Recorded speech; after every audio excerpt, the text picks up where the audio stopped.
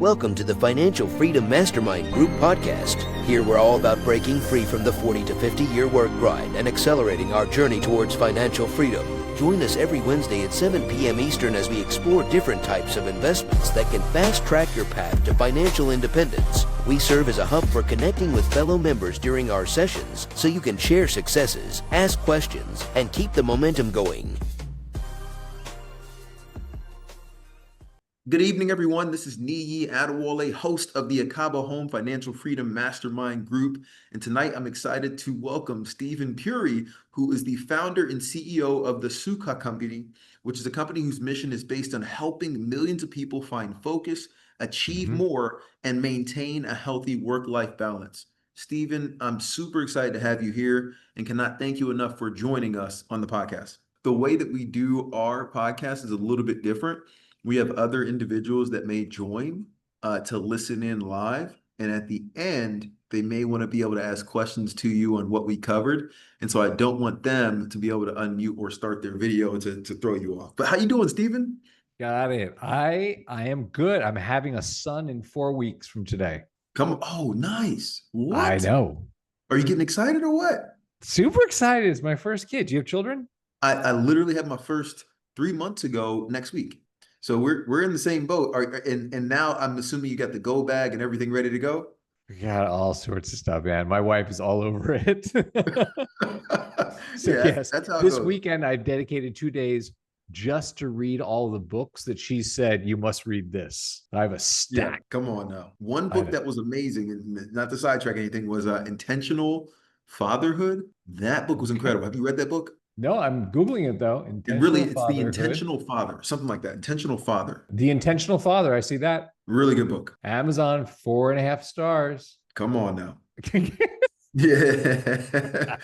No, Steven, I appreciate you joining me and the team here. And we're going to kick this. Go ahead. Yeah. So let me just ask you this. Please. So given that I'm having a son, one of the things I said in January with Laura was I said, one of my intentions is now that I'm thinking about the next generation, the world we're going to hand over to our kids, what have I done to share what I've learned back into the world, right? A lot of what I've learned is about high productivity, healthy productivity, flow states, like stuff like that, right? So I asked my community in Sukha, where do you guys get information you trust? And they said, Instagram, TikTok, YouTube are all just clowns. They're all just trying to sell you energy drinks and trying to sell you like get rich quick courses. But they said, I do trust my friends and I do trust these podcasters. And they named people I'd never heard of. It was not the Joe Rogans, the Tim Ferrisses. It was all these like under 100,000 monthly download podcasts. So how I found you is you're one of the many names that people mention, like, I love this one. I believe this person. No. So what my offer is to you is what I have to offer seems maybe a little far afield from what you normally talk about. Because I've listened to some of your episodes. I don't really talk about real estate hacks and investing hacks and wealth creation. I talk more about how do you funnel your energy and do something great,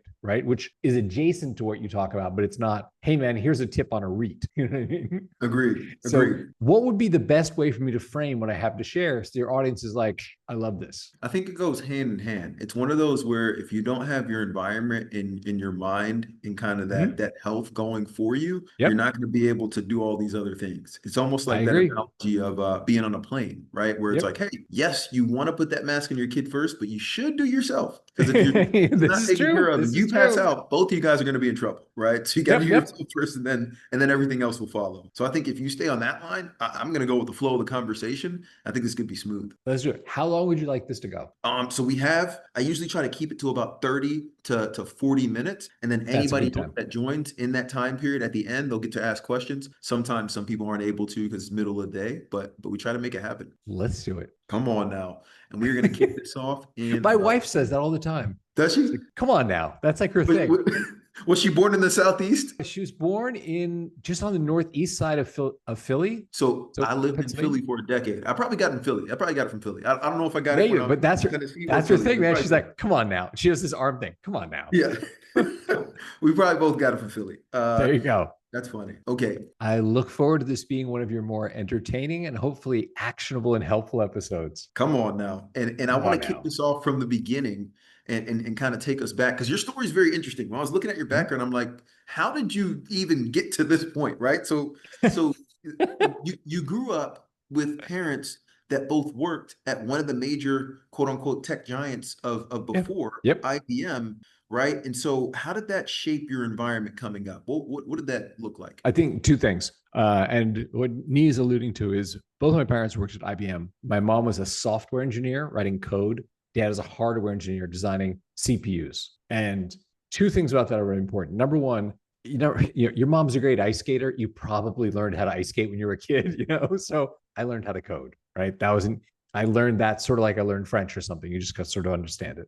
Second thing is both my parents were born into poverty that I do not understand, and they worked very hard to make sure that I do not understand. And that definitely infused my childhood with a sense of, hey, you need to go do something with your life. Like we came up from nothing, engineering, working hard, got us this point of like every night there's food, there's a place to sleep, and that is not lost on me. Come on now. And that's huge to be able to take those two pieces and see that at a young age. And it's one where we mentioned it at the top before we really got into it, but you're expecting a kid, and I just had my first. 4 weeks from today. Come on now. I'm right behind you. Yep. And it's one of those things where you want them to have that understanding, but not necessarily have that struggle. So it's a delicate balance trying to think through like how are we going to give that hustle to our kids without having them go through as much struggle as maybe we did coming You up. are listening to the conversations Laura and I have been having all year. 100% with you.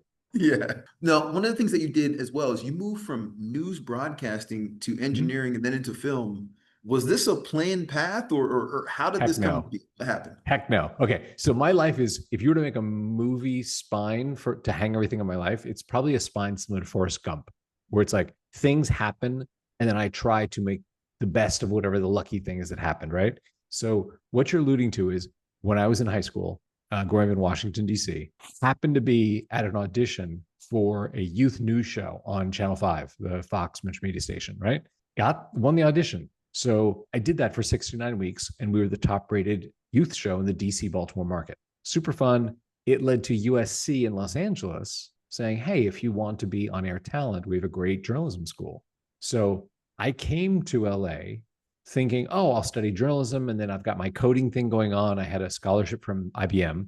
And as a Watson scholar, that guaranteed me a job. So I could make money coding during school for IBM, which was great. So there I was going to USC, doing something kind of creative, a lot of my friends in the film program, and writing code. Guess what happened while I was there? That was when computers got powerful enough to manipulate film. And I was lucky to be standing there when it's like, hey, kid, you speak engineer. Oh, you speak creative. We need people who can do that, who can talk to a director about what should happen in this scene and turn around to an engineer and say, here's how I think we could do it. What do you think? Right? So I fell into digital visual effects, did about 14 movies in a space of about 4 years.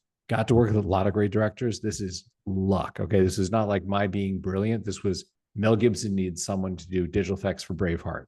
Cameron needed some title stuff on True Lies. Fincher, we did the titles and the effects for Seven.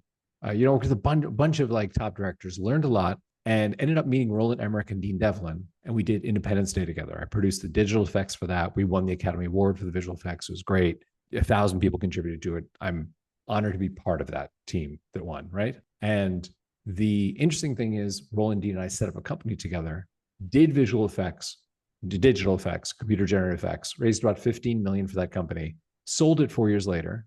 And then the next big turn in my life was I'm 28. I've sold a company. I've got some money in my pocket. I took 2 years off and traveled and thought, what do I want to do next? And what I decided was making films, like going from being a guy hired to make the computer part of a film to could I put together films? So I worked my way up that ladder. As you know, I ended up vice president at 20th Century Fox, running the Die Hard Wolverine franchises.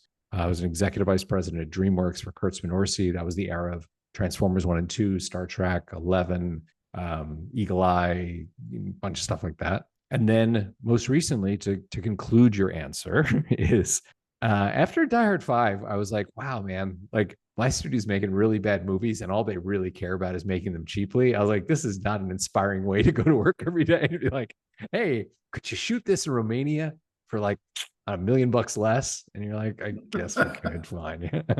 So I got out. I was like, the only thing that I knew to do other than film at that point was engineering, which is where it started.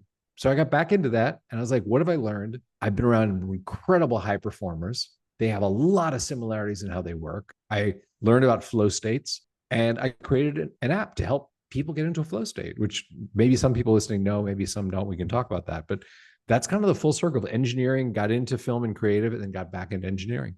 And we're going to dive into that app definitely in a little bit. But what I love about your story is twofold. First off, I've seen like 90% of the movies that you've been a part of. And so now I want to go back and watch them and see For if I can most see of your them, name I'm on sorry. I apologize now. Hey, that's fair. The early ones were good. All right. Independence Day is still a classic. We watched that just about Star every. Trek 11, I thought was good.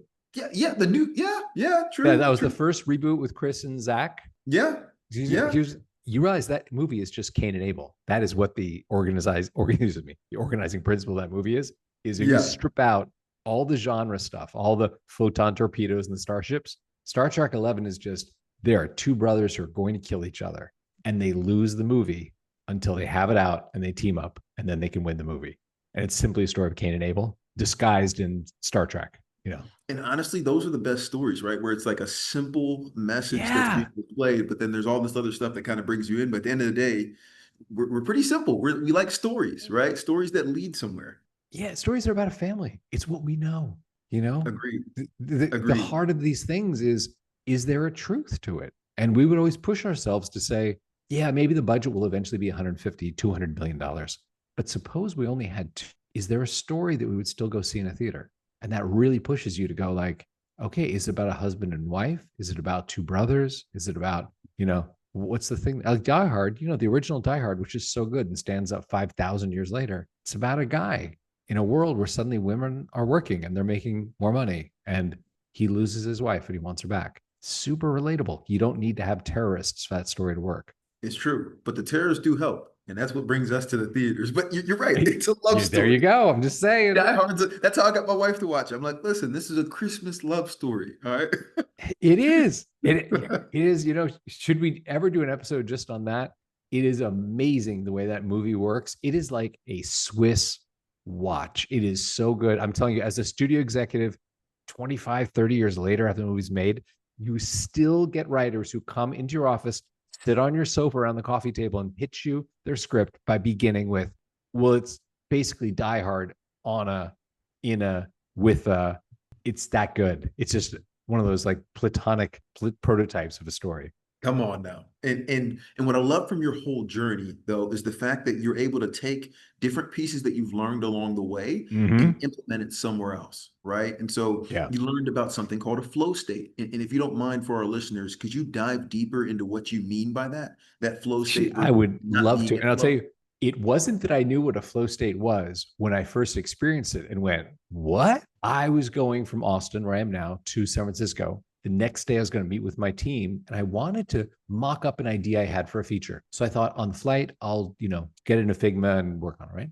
Get on the plane. Alaska runs that nonstop route. And the captain's like, hey, sorry, kids, Wi-Fi's out. We took off. I started working. 15 minutes later, we're descending. And I'm thinking, we're descending into Dallas. Like the engine fell off. They're making an emergency landing. They won't tell us what's wrong until we're safely on the ground, right? I looked down, over 2 hours and 40 minutes had gone by. I had no concept of time. I couldn't tell you if the drink cart came by. I couldn't tell you the name of the dude in the seat next to me, but my designs were done and I liked them. And I had been prepared for that, run through the hotel lobby, grab a sandwich, go up to the hotel room, try and finish, and go to bed for the meeting the next day. Reality, I called a buddy of mine. I was like, dude, I have a free night in SF. Do you want to go to have dinner? And that was an interesting opening of, okay, what just happened? What was that thing where I feel uplifted by doing this great work? I did it quickly. I don't feel depleted. And it came down to what you said, flow state, which is, and here comes the explanation, kids, those who are playing at home, this is the important part, right? There is a Hungarian-American psychologist, this guy, Mihai Csikszentmihalyi,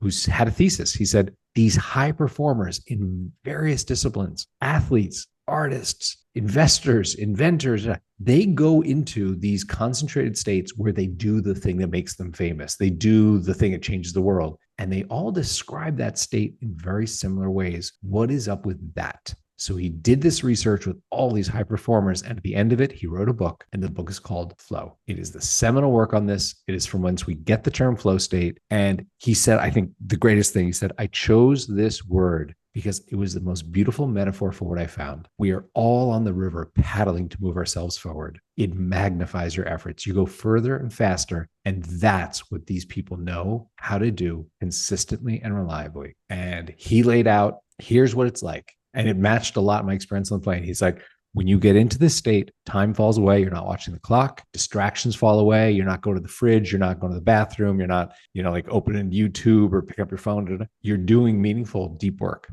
You're doing it quickly. At the end of it, you feel the sense of joy because you're in control of your day. You're not behind your day. You're ahead of your day. You don't feel depleted. And he said, there are some conditions precedent that seem to work for all these people. It only happens when they think they're doing something meaningful. So it's not like, hey man, I'm going to staple these papers or mop the floor. It is, hey man, I'm doing a really important business plan. Hey, I'm evaluating something that could change our investment strategy. I'm painting Guernica. I'm, like Michael Jordan's quote about when I'm in the zone, it's just me and the ball. The whole world falls away. It's just like, it's about controlling this ball. I will win based on that, right? And it's an amazing thing. And it is repeatable. That's why I built that website to go, what he wrote about. I was like, how do I put that in one place where there's a play button and it gives you most of what you need? And what you just said is spot on, right? I believe that as well.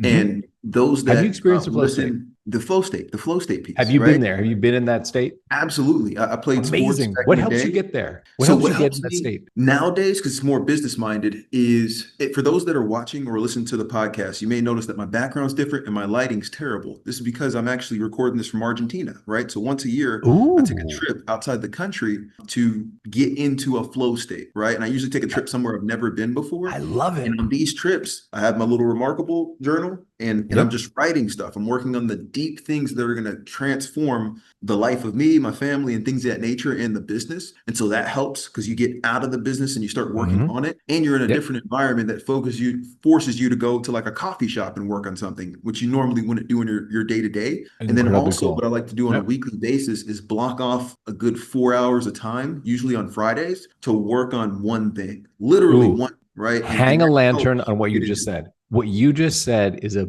big one. I'm going to tell you this. I run a community of thousands of people who want to be focused and really positive and nice. And I'll tell you this, what you just said is huge. And it's so simple, which is the research shows it takes 15 to 23 minutes to get into a flow state. You don't just go, I'm in flow and you're magically in flow. Like your brain kind of falls into it. And if you get interrupted, it's another 15 to 23 to get back in, right? So you have to time block. You have to say, this is sacred time. No one's going to book a Zoom here. I'm not responding to stupid Slacks or WhatsApp messages. I'm going to go deep. Exactly what you said.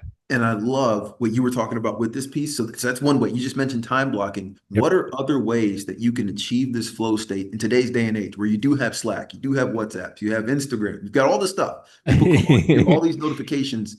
What are other ways that you can achieve that flow state in this day and age? So let's highlight two. There are a bunch of things, but again, this is a short pod. So let's highlight two. One is a lot of people have done the, standing on the shoulders of giants thing. So Mihai planted a flag and go, here's this thing. It's magical. Use it, right? Other people, Kotler, Clear, Newport, Near, have all done research on different parts of this. So music is one where people have done a bunch of research. The sweet spot for most people to help their brains fall in, certain key signatures, non-vocal, you're not singing along with, Blackpink or whatever. You have an ambient rhythmic feel to the music, right? There are outliers. We have all got the buddy who listens to 90s gangster rapper show tunes or Tchaikovsky or whatever it is, right? I'm not talking about the outliers. I'm talking about this is the sweet spot for most people. So when I started Sukha, luckily I've got a bunch of friends who are film composers, right? With time on their hands. I was like, could you write some original music that matches this research, right? So we have like 1,000 hours of that. I'll tell you something I discovered. While people are listening to this, all these different lo-fi playlists and up tempo and down tempo playlists and all that. A buddy who does the sound for LucasArts, the Star Wars games up in Marin, he said, listen, man, I just got back from Nepal. It's my son's graduation present from high school. He wanted to go to Kathmandu. While we were there one day, it poured rain, this like lush rain, so hard we didn't go out. But I had my recording equipment. I recorded it. Do you want 2 hours of rain? I'm like, okay, I have no idea where this is going to go, but it sounds like a cool offer, like rain in Nepal, right? So we put up a playlist quietly in the middle of all of the scientifically designed ones, just called Himalayan Dream Rain. It's our third most popular playlist now. And when I asked people, because, I run the platform, so I can see who's listening to it. And I was like, hey, Nee, can I just ask you a question? Like, what is it about the rain? Like, we have all this beautiful music. Why do you listen to rain? And it was so interesting, the associations where people would tell me, when I was a kid, I'd go to my grandmother's house and she raised me. I would study there and it was in Georgia and it rained. Or, my parents had a house. I was growing up in Virginia, and like in the spring around finals, it'd always be the spring rains. It was like, oh, wow. So that's this mental trigger for you of like, get in the state. You got to do the thing right now. So we launched playlists, bunch of triggers, streams, birds, the surf in Cyprus. Even one woman asked for a coffee shop. She said, I had a kid. I used to always go write in a coffee shop because it's kind of a writer's thing to do. She's like, I can't go with my little 1-year-old. We put up a coffee shop. Somebody recorded this coffee shop in Vienna, Austria. It's become a popular playlist, just listening to like coffee cups and the little of the espresso machine. So one thing to answer your question is sound. Sound is a really great way to get your brain to lull into and just go boom and block out the world, right? Second thing is what you brought up. Phone, big distraction. Me, guilty. Everyone I talk to, guilty, right? It's beautifully engineered to say, hey, look at me, pick me up, play with me for an hour, right? On your computer.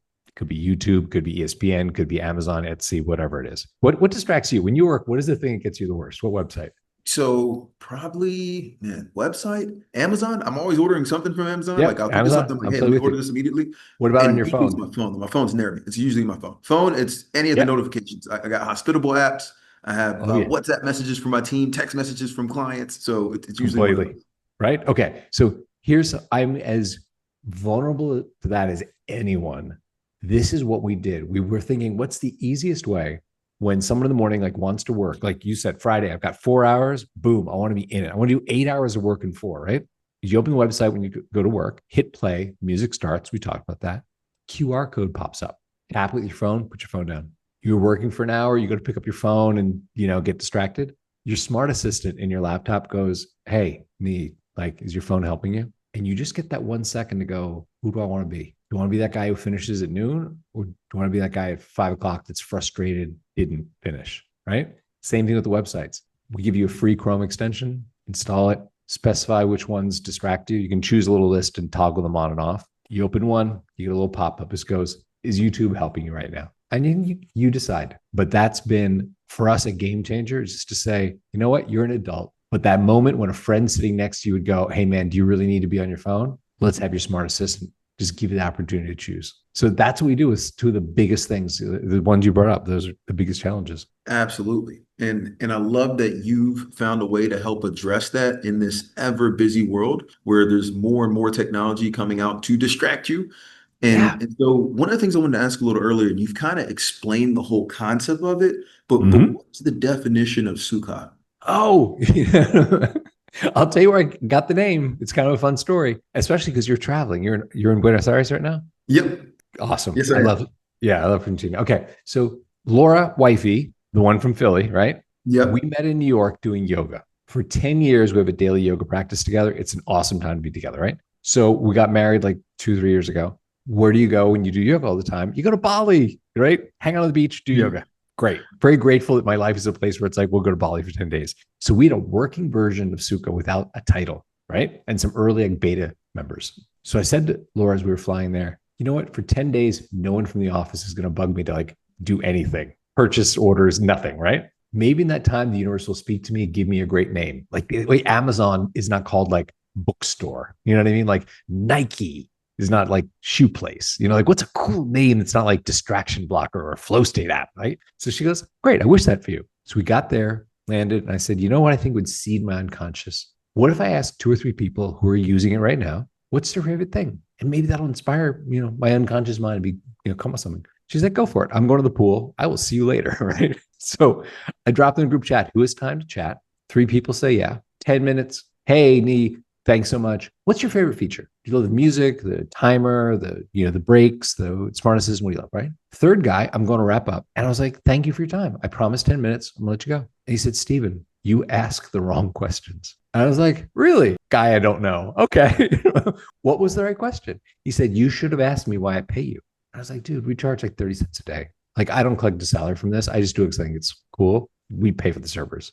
He's like, let me tell you something. The last year or two, I find I have 2 kinds of days. At 3 o'clock, I can be playing with my kids. They're 2 and 4 right now. or at 6 o'clock, I can be down myself. Where did the day go? I was busy all day, but I didn't get the big thing done. And I realized the difference is, did I open Sukha that morning, which actually wasn't called Sukha, it was called Centered. And he said, did I open it this morning and hit play? He said, so I pay you because my kids are not going to be 2 and 4 forever. I was like, thank you. That was a way better question than the one I was asking. So I told this to Laura at dinner. She's like, that guy's really smart. Like, that's a really eloquent way to talk about this. So that night we're going to bed, brushing our little teeth, wearing our little spa robes on our honeymoon. And she looked at me, she goes, you know, in yoga, we hear all these Sanskrit terms, karma and your dharma and your prana. You wanted the universe to speak to you. It did through that dude. He described Sukha, that feeling when you're in your lane, doing what you're meant to do. You know you're good at it. You're in control of your life. You can do it with ease. You should name it after that, not after what the tool does, but what the goal is,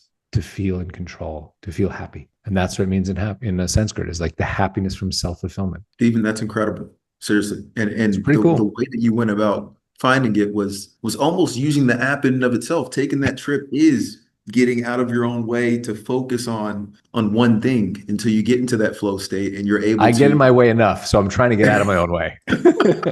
No, when you talk about, and I got a couple more questions before we shift it to the group to be able to Yeah, ask. no, let's do this. When you talk about Sukha and how far it's grown, right? And now having to balance adding additional features with the user experience and scaling the infrastructure to continue to help everybody. Yes. What are some of the things that are, because on this podcast, we have a lot of people that are building their own business or investing in real estate and things of that nature. What are some of the things you would say are the hardest points you've had to work on and things that you didn't see coming when it comes to building this out as big as it's grown now? I will tell you straight up, I sold a company in my 20s and I thought I was smarter than I was. In reality, I was very lucky. Okay. It was work hard, right time, right place, great exit, took 2 years off and just traveled the world. I tried after I left Fox. 2 startups raised only $3 million for each. They were smaller companies.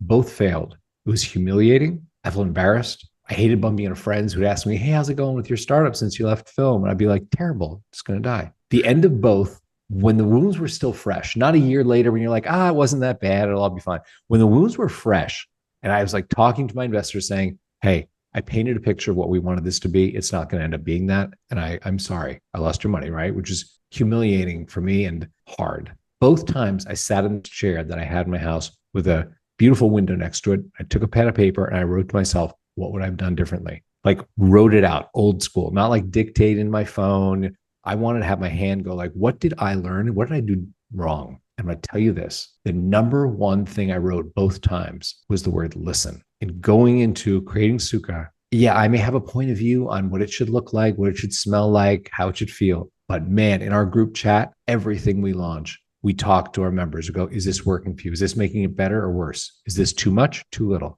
And when they see you actually listen, when they go, hey, you know what? When I do this thing, we should do this other way. And you change that. The ones that are all quiet, that don't talk, most people, like less than 5% of people actually contribute to most social media. They mainly consume it.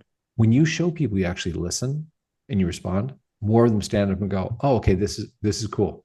And then they'll tell you what they need. And that has been invaluable, listening to our members and going, let's build this together. That's amazing. That's amazing. And it's true. And you mentioned it even before, right? That when it comes to getting into that flow state, it's all about focusing on one thing. And when it comes to building a company, you're right. If you just listen to the feedback you're getting from the people that are paying for this service, they're going to tell you what they need, which is pretty incredible. It is true. And that's helped us because, with your audience, I'm going to intuit a portion of their day that is interactive Zooms, meeting in person, going to places, doing anything, right? You're not going to be in a flow state. But in their week, there's time when they have to do the thing that moves their career forward. That's that, hey man, I got to work up the business plan for this next thing. I got to really figure out how to market this. And it's not 9 minutes in between Zoom meetings. It's not 13 minutes of chatting here on the phone. It is when you go, I'm blocked my calendar Friday, and that's when I'm going to catapult myself forward. That's what we help with. Those moments when you go, I need to go deep and do the thing that moves the world.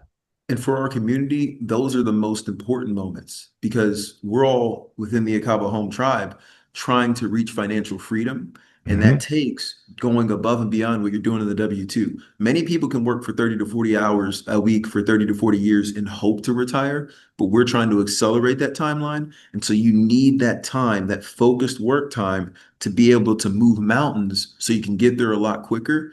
And using something like Sukha could definitely make that a lot better. It's something that I'm going to be tapping into here in the coming weeks when I get back, because I do that from time to time. It's just not as structured, right? Like I'll throw on some Yeah. classical music and I like doing that. And I'm like, okay, I'm working away. Or I live in Georgia, right? And so when it does start pouring, it's kind of calming. It'll pour for a lot. You're It not going is, right? outside, so you start working. Yeah.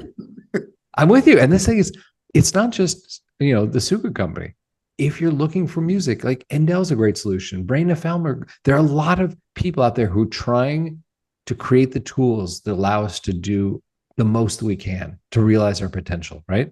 So find the one that works for you. Whatever that, if those people listening, those playing along at home, like, this is not an ad for what I do. This is hopefully encouragement for you to say, I want to go out there and seek out the tool that I need. It may be a Pomodoro timer. It may be music. It may be a website blocker, whatever it is. But I have a very strong thesis that we'll have something great inside us. And the question of this lifetime is, are you going to get it out or not? And there are a lot of forces in this world to make sure you don't. They want your life. They want you to pay attention to them so they can sell it to advertisers. And they don't mind if you end up 80 years old on the sofa, scrolling and double tapping, talking about how you could have started that company. You could have retired early. You could have created that app or written that book or done whatever. They don't care. They just want to have your life. So if you decide, I'm not going to my grave with the thing that's inside me, find the allies that'll help you do that. Steven, thank you seriously for joining us, for It's been great. introducing a lot of the listeners to Sukha.co. And if we want to, the listeners that are going to listen to this now and in the future wanted to go and try this software out, how can we try it out? How can we get in touch with you to give feedback? What's the best way to reach?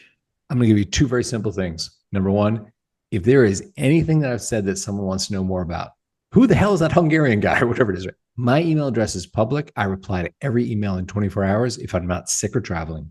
It is Steven at thesukha, THESUKHA.co.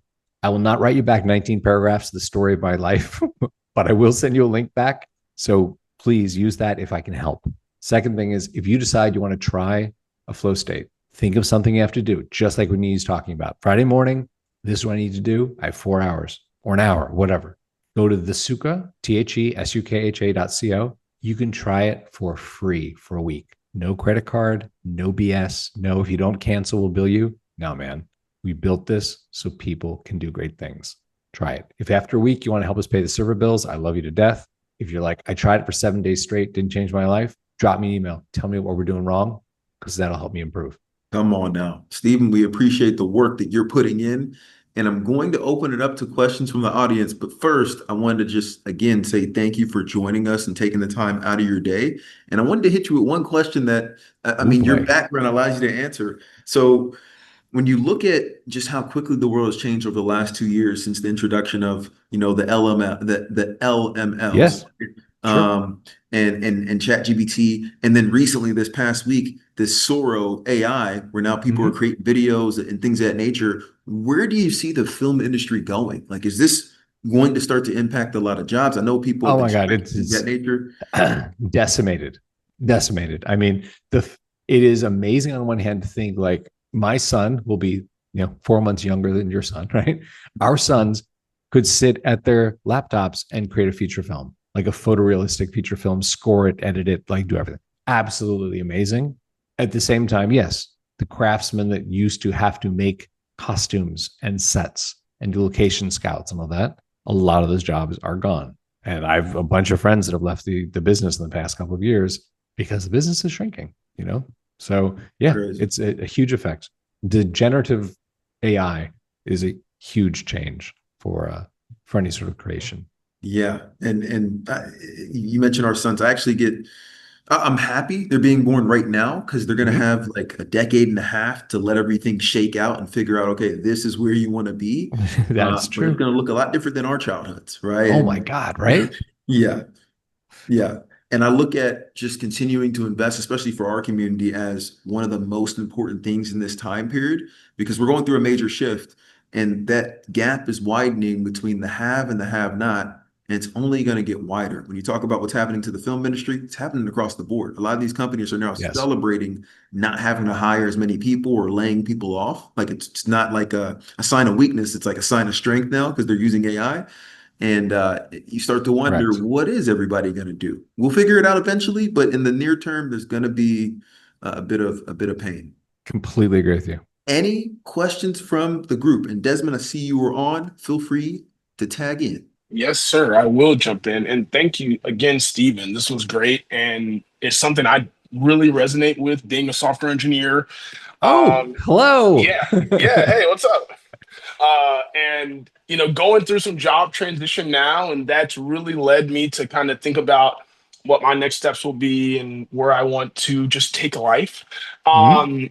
And, one question I have for you in terms of entrepreneurship, and, Mhm. you might have some thoughts on this as well. What was one of the biggest challenges in building Sukha? And I think you might have had some advantage in coming out of the Mhm. exit and not necessarily having to, build it to, I guess continue to sustain your lifestyle for lack of better words. Mhm. But what was one of the biggest challenges you ran into? I That is a fantastic question, and I will tell you this. Oh, hold on, he just disappeared. Is he still here, He will Desmond? jump back on. We lost it, but please go I was ahead. going to say, I was going to say something. He's like, poof, he's gone. Okay, Desmond, I hope you find this on iTunes or something because you're going to miss the next 10 seconds. So I will tell you the last two businesses that I did, much like, oh, here we go. Desmond, you And asked a great question and then bounced. yeah, I know. Dude, those are my the bad. lottery I got a numbers call for as soon as that today. happened. Hope everyone won. Okay, good luck. Sorry about Okay. that. No, I'm here okay. now. We were stalling. We're waiting for you. Okay. So here's my answer to you. First company in my 20s, Centropolis. We raised about 15 million of venture. It was essentially a B2B company, right? We did digital effects for large studios that have billions of dollars. When I did those two startups in the past 10 years, they were B2C, right? I raised about 3 million for each. And what I realized is when I started Sukha, I said, I'm not going to raise money because I want to see that the market validates this. If there are not people willing to pay to keep the servers on, then what we deliver is not actually that helpful. So I'm proud to say that we are small and growing, but we have never taken investment and Awesome. we're cash flow positive. So Wow. the lesson in that I would share with you is there are a lot of ways to cover over, is this really a solution to a painful problem? You can raise venture where you're just like, you're throwing money at engineers and designers and you're building something. And there is also, man, we can't keep servers on long enough. This thing's blown up. People just want it. And then you don't need venture anymore. You don't need angels. And eventually, when you accept money in, it not only dilutes your ownership, but it also means you're suddenly governing upwards and trying to manage the expectations of new bosses that you hired for yourself, as well as managing down. And that takes a lot of energy and time that could be spent on product, that could be spent on talking to customers and going, hey, man, how we doing? So that is my biggest lesson. And that is why I've resisted it with this company, raising one penny, because I want to see it stands on its own, or else we should fold it. Yeah, that makes total sense. So effectively bootstrapping the company and Yep. and going with that model. So is that going back to the previous two failed startups? Would you have done those differently and not have taken on some of that money and look to kind of just do it on your own? It would have forced me to listen to our customers better if I didn't have the money. So I can't tell you that I wouldn't raise the money. What I can tell you is I wouldn't let the money distract myself from the unit economics. If the individual unit of what someone's willing to pay for doesn't actually support the cost, that's telling. Something's got to change. And I did that wrong. Like straight up, like I don't want to sugarcoat it. Like those two companies failed because I did not listen closely enough to that signal of, are you willing to pay? Yeah, that makes a lot of sense. That's great advice. And the second question I had to just kind of in terms of Sukha, where do you see the company going from here? Do you, and also just in the crazy wave of AI that we're in now, is that something that's being factored into the app? And do you, just where do you see the company going from here? Where do you see the app going from here? Are there any big things in the works that we should be on the lookout for? Yeah. Oh my God. Thank you for asking that. Okay. So I have a vision. I'm going to say vision, and then I'm going to answer your question about, so what's kind of behind the curtains we're working on, right? Okay. My vision, if God, Allah, the universe were to come down to me and go, Steven, you're going to get what you want. What I want is that this becomes like an operating system for everyone to work, where it is like, this is that beautiful thing that runs in the background, helps me do my best, do it fast, right? I know Calm became very popular when they realized people used it to fall asleep. They did a whole bunch of meditation stuff, this, other thing, and they had a discovery that people were turning it on late at night and letting it run, and it hit them, oh my God, that's what the actual use case is. Our most popular use case is falling asleep, not doing a meditation at lunchtime, right? So my hope is we become like a Calm for work. It's something you turn on in the morning, helps you stay in the groove when you need it. That is my dream. Now, the AI thing you brought up, spot on, man. So our smart assistant, right now it does some obvious things for you. Hook it up to your calendar. It will tell you 5 minutes before a meeting, hey, start wrapping things up. Remember, you have a meeting in 5 minutes, right? Because we found a lot of people when they're in flow, they miss meetings. Like engineers were missing stand-ups because they're like, oh man, I was just so deep in the code. So we literally built that because so many people were like, this works so well, I missed my meeting, right? So your smart assistant will do things like welcome you to the day, give you some encouragement, like pick up your phone. Hey, Desmond, do you need to be on your phone right now? Hey, man, I see you in YouTube. Do you need to be in YouTube, buddy? Like it'll do stuff like that. What we're working on is a deeper set of insights. So when you schedule that time, like Friday to, go, maybe you've got squash and bugs, or you have to close some tickets, whatever. Your smart assistant goes, hey, man, you know what? I noticed when you're coding, you work best in the morning to this playlist. So how about I'll meet you here at 9? I'm going to have a playlist queued up for you. I already linked to your Linear or your Asana or Jira or whatever. I'll pull the ticket in. You just hit play. We're going to do this, right? And it helps you get better day over day going, you know what? Every day you start working about 40 minutes in it is when you usually grab your phone. I see your pattern. How about 40 minutes in today? I'm going to set a break for you. So rather than fight it, just go, you know what? I'm going to take 5 minutes. I'm going to go downstairs to the kitchen, grab a glass of water. I'm going to scroll. And then end of 5 minutes, I'm back. And I wanted to have that sort of insight for you to go, this is amazing. This is like the best work companion I could have. Yeah, that makes sense. So a lot of that much stronger predictive analysis and pattern recognition coming in with AI. That's super cool, man. I'm definitely looking forward to using the app. And again, just really cool to hear your story. Definitely something that resonates with me. I'm a lover and devoted practicer of yoga. Software engineer. So yeah, man, we got to practice sometime. Dude, where are you? Where are you in the world? I'm in Atlanta. You're okay. You got the Georgia thing going on here. Okay. I am in Austin, but if you come to Austin, we will go. Matter of fact, after this pod, I'm actually going to yoga with my pregnant wife, which is crazy. That's awesome. That's awesome. Pregnant, that's wild. Yep. So nice. Thank you so much for coming. And when you drop in a Sukha, say hi in the group chat. Just tag me and be like, hey, Steven, we met. Remember? Boom. Awesome. Absolutely. Will do. Thanks, Steven. Come on now. And piggybacking off of your answer, Steven, which were amazing, I would say when you start going into that entrepreneurial world, it's just getting really clear and writing down like the niche and the goals that you have. Like, this is what I want to achieve. Don't try to go after everything and everybody. It's just what Steven said about his company, trying to be for the workforce, what Calm is for people trying to go to sleep, right? Like you want to try to niche down as much as you can. It's because it's going to help drive everything. If you try to be everything to everybody, you'll start spending money on random things. And that's right. If you're for everybody, you're for nobody. You're for nobody. And people won't remember. So highly focused on that piece. That's what's helped me. But Steven, any last things, any last thoughts, comments? What did we miss? Oh man, we didn't miss. There's a lot we missed, but we didn't miss anything. But I will close with this thought, which is no matter how you do it, go do it. Go do the thing you're capable of. That would make anything that we say here worthwhile. Come on now. We're going to end with that proverb. Steven, we appreciate you. We're going to let you get out of here to go do yoga. I'm going to yoga. Okay, it was great to do this. I hope this is helpful for those playing along at home. Absolutely. Absolutely. And for those that listen to this later, go ahead and hit the link in the bio and in the description. We're going to put a link to sukha.co so that you can go ahead and get into that flow state. We hope that you like this podcast. Please like, subscribe, comment so we can continue to do more like these. And Steven, we will catch you in the flow state. That sounds great. Okay, bye everyone.